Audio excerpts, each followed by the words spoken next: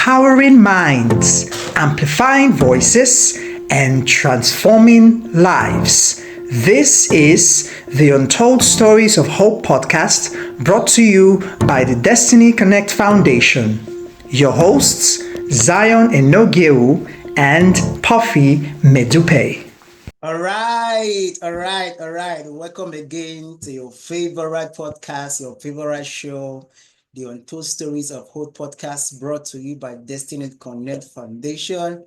We are here again to empower mind, to amplify voices, and to transform life as always. You know how we do it here on this show. We bring people with their unique stories to inspire you, to motivate you, to encourage you, because every story has that power to cause transformation in the life of everyone.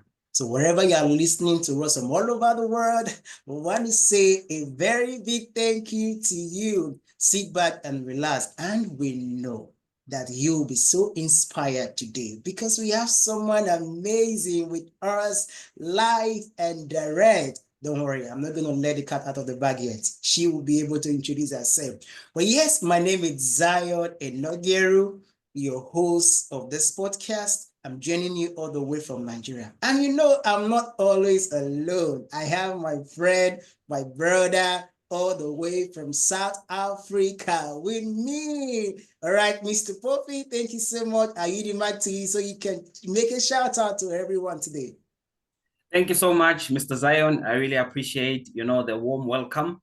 My name is Puffy Medupe, and I'm all the way from South Africa. As Mr. Zion said, this is Untold Stories of Hope podcast, and we are grateful and excited to yet another episode with an amazing guest that you are going to hear from her.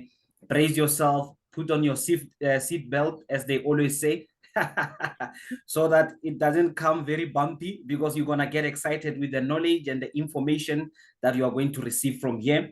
I'm most honored and I'm most comfortable to be in the presence of you, Mr. Zion, and also our beautiful guest.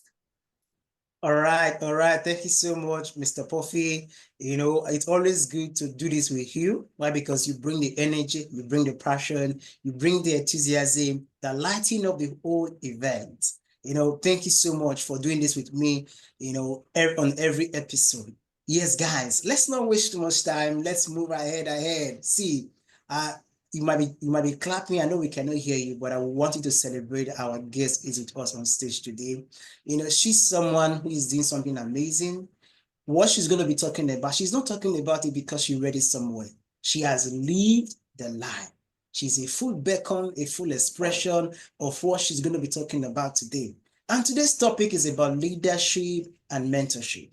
And I know everyone in here, whether you like it or not, you are a leader. And to some extent, you'll be needing mentoring, someone to mentor you or someone you are going to be mentoring. And that's how we are bringing this discussion today, because it's very, very important that we know what it means to be a leader. What does a leader attain? How does a leader position him or herself? What habits those leaders are supposed to be practicing every day of their life? And as a mentor, you are looking for a mentor. What kind of mentor do you want in your life? Who are you looking at to be your mentor? So these are more we're going to be talking about today. But ladies and gentlemen, I want you to make welcome someone special all the way from the United Kingdom. She has joined us today to grace the stage to share with you. Let's welcome Shama Khurana, all the way from the UK. Shama, welcome. We appreciate you so much. If you can hear me, I want you to just introduce yourself to our listeners at home. Thank you, Zion. Thank you, Puffy. Wow, what a welcome. What a welcome. I am really honored to be here with you guys. Just a very quick introduction. My name is Shama Khurana, and as Zion said, I am talking to all of you from the UK. And this morning is a very snowy UK, which is absolutely amazing. Just to tell you a little bit about myself. I have had 25 years in education. So that is what my background is. I'm now a neurodiversity coach because I decided to leave that area because I feel I was constrained just to the education, and I wanted to shine that light in the world internationally. So my name is Shama Khurana, and I'm from Shama Helps You. And the tagline that I like to use is I advancing awareness of the uniquely brilliant minds. And back over to you. Thank you so much, Shama. You are one of those leaders, that we admire a lot because of your level of experience, your level of, connections and interaction with people. You've been in different fields and industries. You've come across a lot of people. But the most important thing, someone once asked me to say, okay, what is leadership according to you? What is leadership? What is mentorship? And it's a broad concept, but I think it also become a personalized concept in terms of what does leadership means to you. So let's begin from there. What does leadership mean to you, and what does mentorship mean to you? To me, leadership and mentorship go hand in hand. Leadership is all to do with the education you can provide the people you are trying to lead and to mentor. And when I talk about education, like I said in my introduction, I am an educationalist and I have been in this field 25 years plus. So what is that education, first of all? Before you can lead, you need to be comfortable in your own skin. So what is education? People first always assume that all it is just the academia. The academia meaning you're going to school, college, university, and then you go to a specialized institute where you become a professional in whatever field. But education can be much more broader than that, right? Education can be spiritual knowledge, skills of life like cooking, you can do plumbing, gardening, and it is all to do with your speciality and your skills. Until you've got that comfortably under your belt, how can you lead others? So this is why I said your education first is so important. And if I can say education for me is a torch which dissolves darknesses and opens up the path of the universe, universal opportunities. Hence, I say endless. It is the key to profound knowledge of the world and beyond, which moves a person from where they are and moves them up to a new position. So this is the concept of where my bases actually come from. So if you have that basic concept, the foundation of whatever skill, and remember, we are not the masters of everything. We all have a calling in life, right? So why do we get attracted to certain fields? And all of us don't get attracted to the same one. This is where I'm bringing spirituality into it. We all have a journey and we have our calling in life. So, to me, it's a much, much wider concept. Once I learned that and I encapsulated in my life, this is where I feel that I am able now to take on the leadership role, which was given to me when I was at college as well. Once I had the knowledge of teaching, once I had the knowledge of neurodiverse students, I was actually transformed and I had the promotion of becoming the manager. This gave me the concept that I was now a professional in my own right. And when I went into this new role, it didn't mean I just stepped into it. I actually went on the path of education again. And I graduated yet again into my leadership and mentorship role. Because to me, it is so, so important to do things right. And I do not want to let people down because of my lack of experience or learning in becoming a leader. You can become a teacher, but teaching others to be a leader is, again, a completely different skill. So leadership and motivation is something that you bring to the table and you inspire other people to almost present their skills to the world to a new level. So learning yourself and then teaching that skill is one thing, But the next step is the motivation, and the leadership skill is to get others also to shine that torch and pass that torch on, and you pass it on, and you pass it on. Amazing. Thank you so much, Shama, for that profound feedback when it comes to leadership. If there was one thing I could take away from what you share, is that leadership is about learning, improving yourself, getting better every day. That was very profound. I've never really seen leadership like that. And for everyone listening to us, I'm sure you have been inspired for that great share, because leadership is very, very important. It's very paramount. Now, this brings me to my next question, Shama. For persons who do not have a formal education, who do not have the opportunity to have a formal education, can anyone become a leader? I know there are persons listening to this podcast right now because you spoke about education earlier. They might be thinking, oh, I'm not educated. I didn't have the chance to have a formal education, but can I still be a leader? So that's my question. Can anyone be a leader? I would say almost everyone. I wouldn't say 100%. Remember what I said earlier about our calling.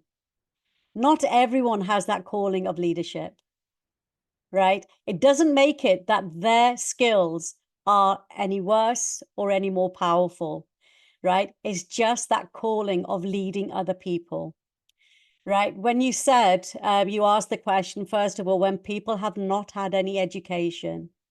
Again, if I step into my past, I actually am also an ESOL teacher, which is English for speakers of other languages. People came to me, even though they were educated in their own country, but they had no English. So it's almost like coming as an uneducated person, right? So we used to start from scratch. So rather than just go to the traditional, what we say at primary school and nursery school, where's the ABC? No, we teach skills for life. So we started teaching people the skills that they needed to make a stand in this new community that they'd moved into. So we taught them speaking and listening first. And then by doing that, we started introducing, what do the gestures mean? What do that mean? Then we started going on the reading and the writing. By doing that, using those skills in that way, it gave people the confidence not to be shut indoors, not to have these barriers in front of them, and slowly start opening those doors. So when you say somebody not educated, when we talk about generations ago, our grandmas and our granddads, they didn't have formal education as we know it now. But look at the knowledge that they carried. Look at the experience that they carried.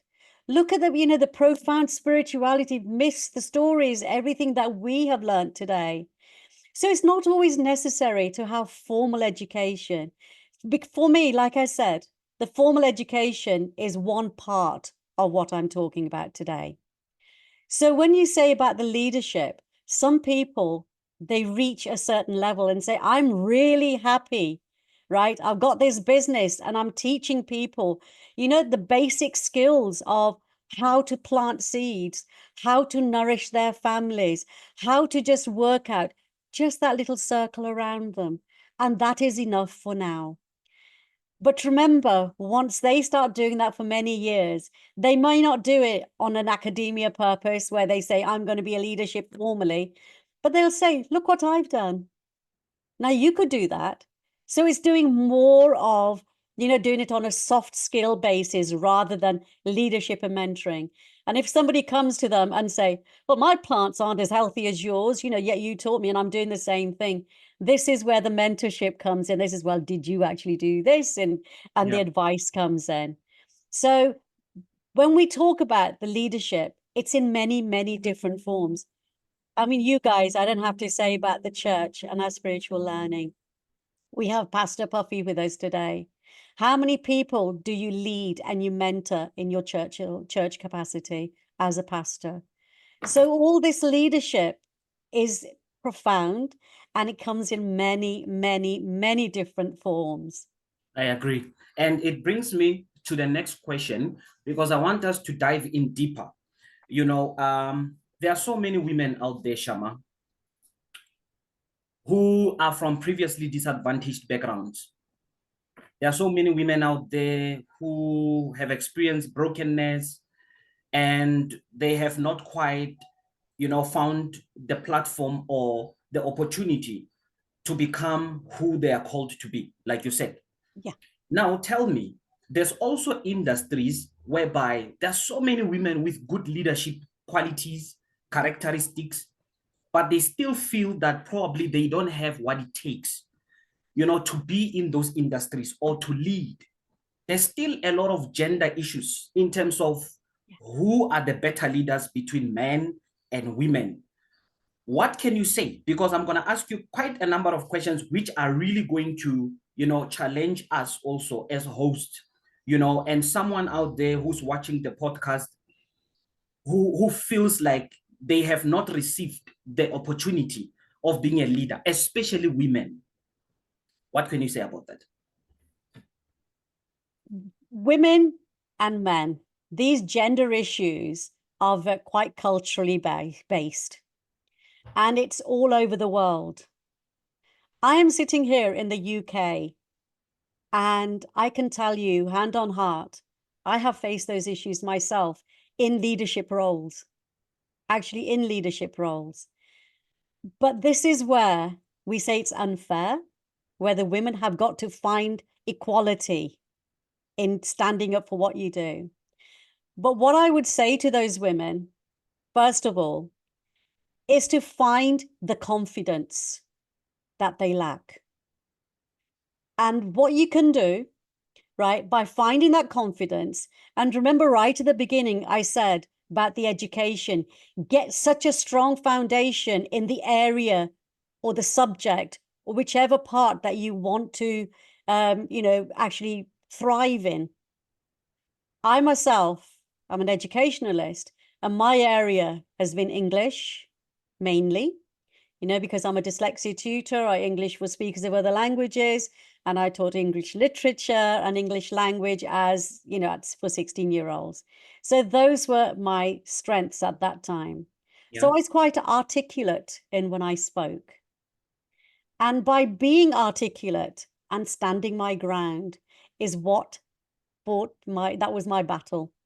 And by being articulate, people, and remember through our 3 C's, we always say precise and concise. The language that you use can have such an amazing, amazing effect. But like I said, first of all, you need to be confident in your own skin.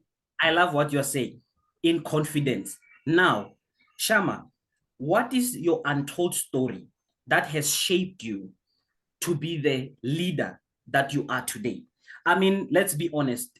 You have not just become a leader today, and it has not just been a smooth journey.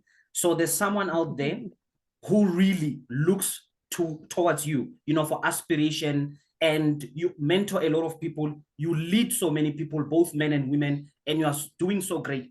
What is your untold story that has shaped you to become the leader and the mentor that you are today? My story. You are going to be surprised. I'm sitting here in front of you. I have met many hurdles and barriers in my life. My first one was, I am the youngest of 4 siblings, and my voice was never heard. What does she know? She's only the baby of the family, right? But secretly, in my heart of hearts, I actually knew what my calling in life was. And that I can clearly say at the age of 5, I knew. I had some neighbors, right next door neighbors. They were a Punjabi family that were from India. No education at all. They were agricultural people. And I mean, even in their own country, they had no education. So you can imagine coming into this country, they did manual work, laborious work, and they hadn't got a clue of how to hold a pen and put anything on paper. I started school, right? And being the little show off that I was, I learned the alphabet, I knew words and everything. This is at the age of 5. And they used to play with me. My mom used to say, I'm going to go, you go across next door. And I says, okay. And what I used to do, and I said, my name is this. So I used to write my name. I says, what's your name? And I used to write their name and, you know, all three of them, because it was a couple and their dad, right? And they used to sit next to me. And I says, well, I'll be the teacher, just playing. I'll be the teacher. Now you got to write your name as well. I used to make them copy because I was a bossy little madam, right? And do you know the effect that that had, which has stuck with me all my life? The lady we used to call Auntie, she said to me, she said, I have never been able to read or write. I used to go to India, and you know where they say to sign? She used to do a thumbprint. That was her signature. I wrote, and I taught her how to write her name. And she said, when I go to the bank here, I stand with my shoulders and my chest out and my head held up high, because she could write 5 letters, T-K-A-U-R. And that she wrote in capital letters. And she goes, I am actually able to write my name, sign my name, she used to say.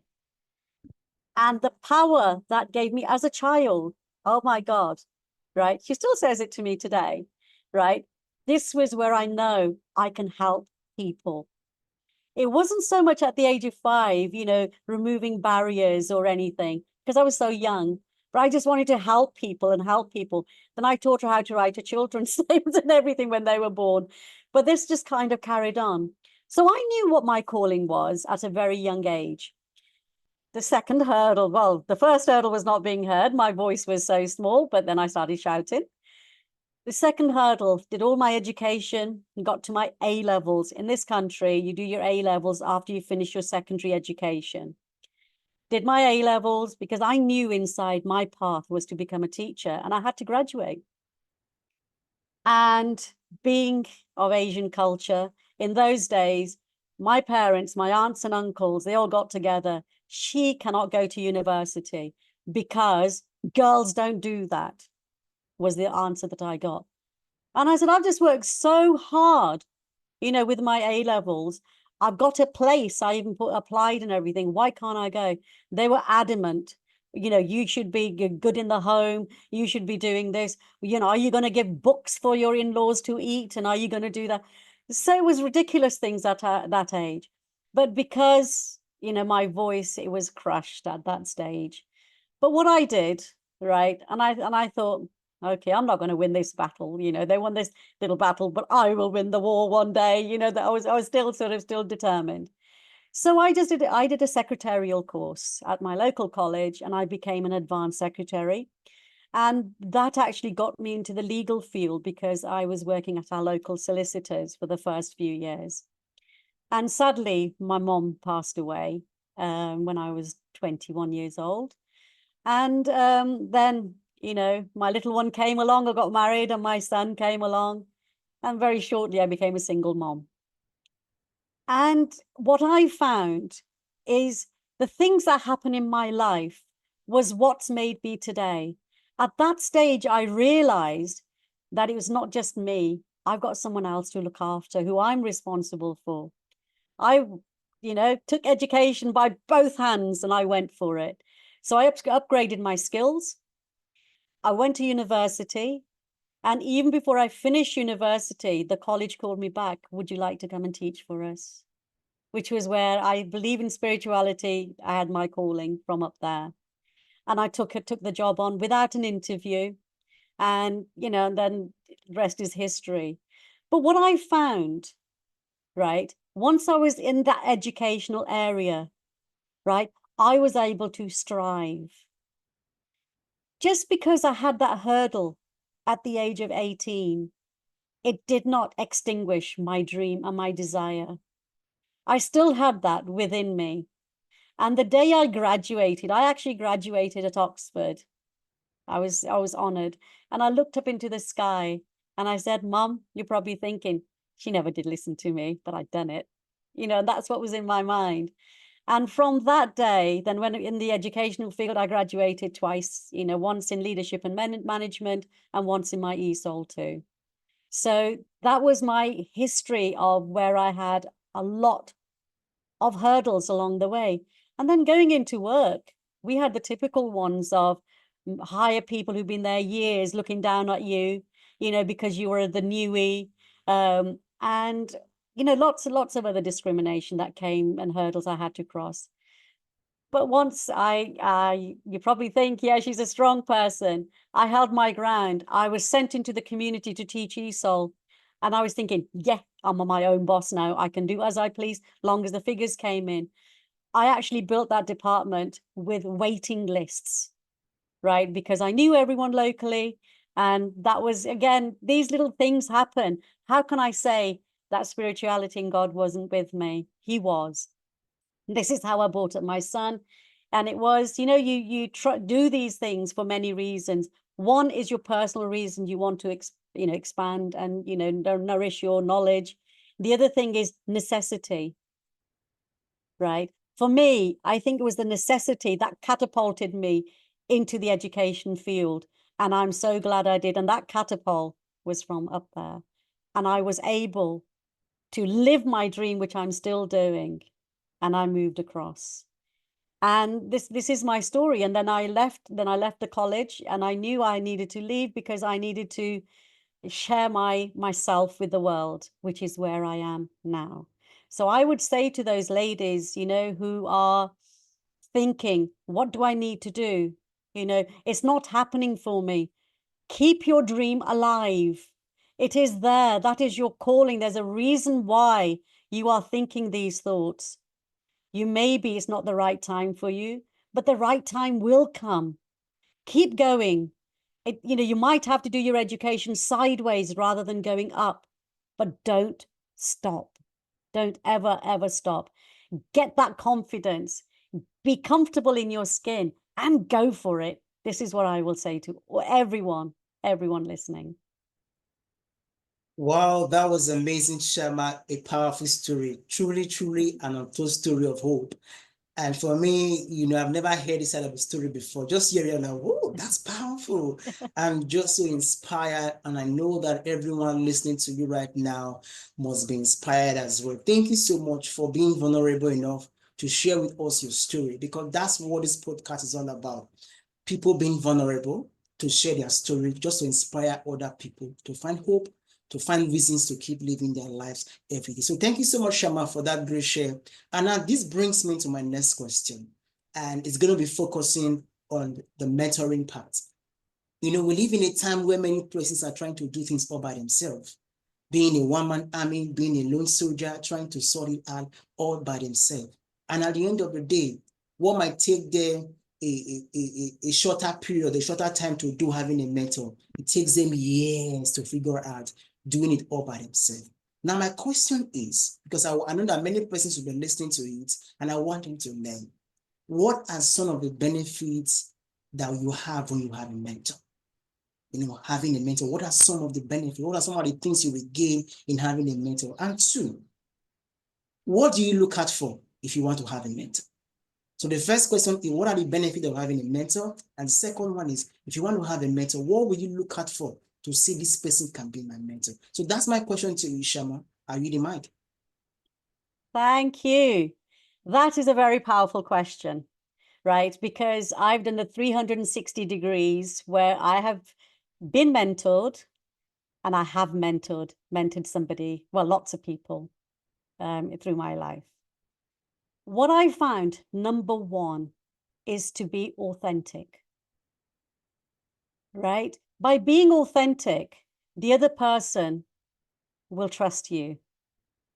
So when I'm mentoring somebody, I will tell my story, just as I've done with you guys. And if they're feeling or seeing any hurdles in their lives, and the reassurance that one person can give, because they've been there and done that, is profound. It's exceptional, because then they don't feel it's me, I'm not doing something right, you know, I'm the one who's at fault, maybe I shouldn't be doing this, right? So when you have a mentor who's somebody who's strong, who will show, well, they can show you the way, show you the light, give you that torch, but remember, they can show you and enhance your journey, right? By showing, when I say being authentic, by showing your vulnerability in a similar stage, right? it's priceless. This is what I found. It's absolutely priceless. The girls that I met, during my ESOL days, right? They came into the country. Oh, we've done our Bachelor of Arts degree in India, but our English is next to nothing because we had no one to practice with. I said, that's absolutely fine. And I said, what would be your dream job? I want to work at the checkouts in our local supermarket. And I said, what's stopping you? And just by saying, what is stopping you? That actually got their brains thinking. And then the second thing that came up, will you help us? We don't know what the interview stages are because we just graduated and we got married, right? I said, of course I will. So we went through the process. When I say, when you go for an interview, what are you trying to do? What image are you trying to give? And how be precise and concise. I said, I've been there. I've been through interviews myself. I said, I don't know about you lot, but my mouth goes very dry. Right. And I said, nobody can see it. Right. And I get very hot. Nobody can see that. Right. This is natural. Don't feel it's just you. These are the natural human things that you will go through. So I find me being authentic with them has helped them. I still go into the supermarket now, 15 years, 20 years down the line, and they're still waving to me, come to our till, come to our till, And I thought, I can't come to all six of you, and so I have to choose one. But still to this day, 15, 20 years later, they say, you've changed our lives. We'd never be here if we weren't doing this. And they're running around and they're so confident. They're doing everything that they needed to. So mentorship is, what can I say? It's almost like a jewel that you share with somebody, right? It shines and it glitters and you're almost like passing it on. You can shine and glitter just like this. If I was now to the second part of your question, Zion, what would I look for if I was looking for a mentor? The things that I've mentioned. I would like to share my dream of where I want to be, maybe in 12 months' time, maybe in 5 years' time. And what I would like is for them to encapsulate that dream with me and understand what my dream is about and share with me their passion for it as well.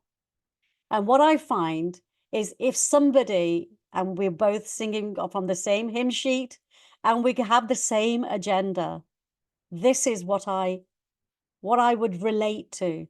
So I need a mentor, someone who I can relate to, who I know is on the same wavelength as I am. So that would mean an incredible amount to me. So I hope that's answered both of your questions. That's powerful. And, this is amazing. Welcome to Untold Stories of Hope podcast, brought to you by Destiny Connect Foundation. If you've just tuned in, I'm here with Mr. Zion Enegeru, and we are enjoying ourselves with Ms. Shama Khurana, neurodiversity coach, former education teacher, let me put it that way. And she's just a leader, she's just a mentor. And Shama, there are so many people out there who give up on their dreams. I'm guilty of that because I remember how I gave up so many great opportunities, so many, powerful relationships that could have, advanced me differently and all that. And because Zion said something interesting earlier to say, sometimes it's hard. Sometimes the dream takes too long. You've done the work, you've waited, you've labored, you've cultivated the soil, but you feel like nothing is really happening. And I know there are so many people out there who feel like that. They feel like giving up. They feel like letting go. And some people, they even, crash down their visions, crash down their dreams, because whatever they are hoping for, their hope is gone. And what can you say, what advice can you give to, a young leader out there who's struggling, or an aspiring mentor, who's struggling to really break through? Because breakthrough is not easy. People are fighting for breakthrough every day, and it's one of the hardest experiences you can ever go through. What can you say to this young leader out there, whether male, female, who's struggling and they are really fighting this journey of life just to reach, to where they want? I have just one sentence. which I am so, so delighted to say. Join a network just like Destiny Connect Foundation. Right? Networking is one of the key things that people need to do. Right? When you think you're stuck, right? There's many out there like you. Don't think you're the only one. Right? The more you network, the more you talk to people, the more you put yourself out there, right, is the way you are going to be spotted. It's no good being absolutely fantastic in what you do, but nobody knows about it. So what are you going to do? Go onto the social medias, go onto LinkedIn, Facebook, and put stuff on there, what you're doing, what your skills are, interviews, chats, put, absolutely whatever you can do. These days, things have changed, right? You cannot stand still, right? If you stand still, you're left behind. That is the way the world is at the moment. So what you got to do is make 2 steps. If somebody's making 1, make 2 steps forward, but never, ever give up, right? And remember what I said in my story. I was 18 years old when, what they thought was they changed my mind. I won't go into education. Deep down, I still had that spark and that fire burning, right? But sometimes it's necessary to accept that's not your time just yet, because I needed to learn this way before I went upwards. And what I learned at with my life experiences, growing up, you learn so much. And what I learned at the solicitor's office, that added to when I actually went to university. So when you are waiting for something to happen, don't sit there, wait and wait and wait. Carry on. You need to put your name out there. You need to be seen, right? When they say, I haven't had the breakthrough, the question I always ask something, so what have you done so far? This is my coaching coming in. So what is your goal? What have you done so far? What opportunities have you seized and have not seized? Yeah. What advice have you given from your spouse, from your parents, from children, from neighbors? What advice have they given to you? Which advice are you going to take forward in the next week? Just choose 2 or 3. Don't overwhelm yourself with anything. And then you think, who is your hero? Who has done so well? We always look up to someone. What advice would they give you if they were sitting in front of you? Powerful. Right? And then what I always say, right, your hero's given you that advice. Now somebody has come to you with your situation. How are you going to advise them? So when I talk about the 360 degrees, sometimes I say, oh yeah, I can ask them to do this. I said, but did you do it? Yeah. So it's good that we've taken the swapping seats and, being the receiver and being the mentor, etc. And by doing that, really dig down. So there's always some self-reflection that can be done, right? And like I said, just go through, this is the grow process that I go through when I do my coaching. Have a look and deep down, what is your goal? Where are you now? On a scale of 1 to 10. By the time you reach the end, where are you now? And I promise you, you are 3 or 4 digits higher than where you were. That's powerful, Shama. And as we are almost wrapping up, what lessons have you learned from failure? Because one of the things, we all fail. Many times we find ourselves failing. And there was once a time in my life when I was afraid of failure, until one prominent leader was speaking on a platform and they said, you know what, you can actually learn so many lessons from failure that can really produce something good from you. What lessons have you learned from failure? And what can you say to someone out there who feels like they have failed so much that they don't even believe they can even achieve anything? The acronym FAIL is the first attempt in learning, right? When you have failed, you have learned something of why that happened. And this is the first step to how you can improve on what you're going to do next time. And failure is something we need in our life, right? In order to reflect on ourselves.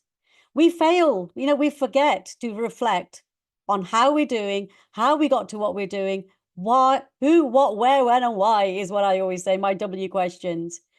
So, with education and what we say with experience, integrity, my mom always used to say, your education is an invaluable treasure. It's a treasure chest, in fact, when you got experience, you got a lot of connections that no one can steal from you ever. Because that is within you. It's not as though you got a treasure chest of money, which if you get a burglar in the night or a thief in the night, they can take it away. Education is something that is yours forever. And by acquiring education, experience, and remembering and learning by your failures, this is what will move you forward in a positive way. And remember, it's learning. When you fail, it's learning this way. Just because you haven't gone this way, you're still learning by doing that. And remember what I learned one other quote, which is absolutely brilliant. With education, always remember the pen is mightier than the sword.